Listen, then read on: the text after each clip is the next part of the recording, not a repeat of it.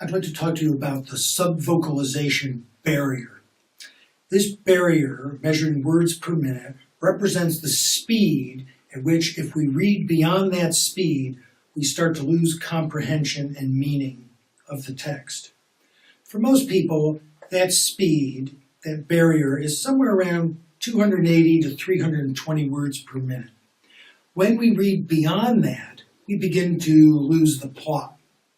If we go too far beyond that, we hardly know anything of what we read. What does that mean for us on a daily basis? It means that if we try to read too fast, we're not going to get it.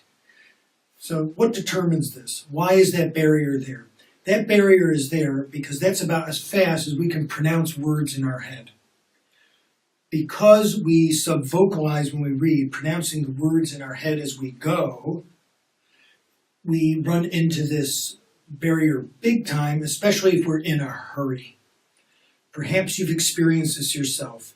Oh, I didn't read the chapter, the exam's in an hour, I'll just zip through it. Well, usually you find you have very little to show for that. So the only way I've found to effectively go beyond the subvocalization barrier is with the IHOP exercises. We must be able to mentally process multiple words at a glance.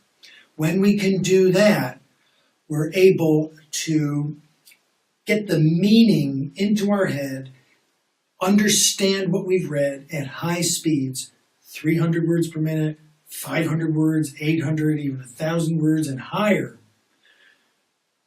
beating the subvocalization barrier. We can't do it one word at a time. We can't even count that fast. 1, 2, 3, 4, 5, 1, 2, 3, 4, 5, 1, 2, 3, 4, 5, if you were going on the 5-word IHOP.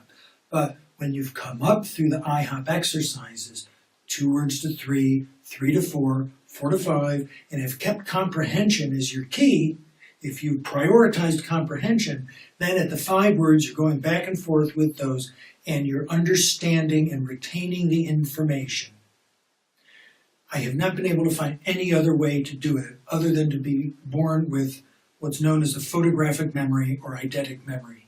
If you have an eidetic memory, you're probably not interested in this program because you don't need it. You can simply absorb information and reread it anytime you want. This is a very, very tiny percentage of people, certainly less than 1%. So for most of us, 99 point whatever percent, we need the IHOP exercises in order to go past the subvocalization barrier. Once there, reading is a breeze, it's fun, it's fantastic, and most of all, it will save time, give you confidence, and make you a totally brilliant reader.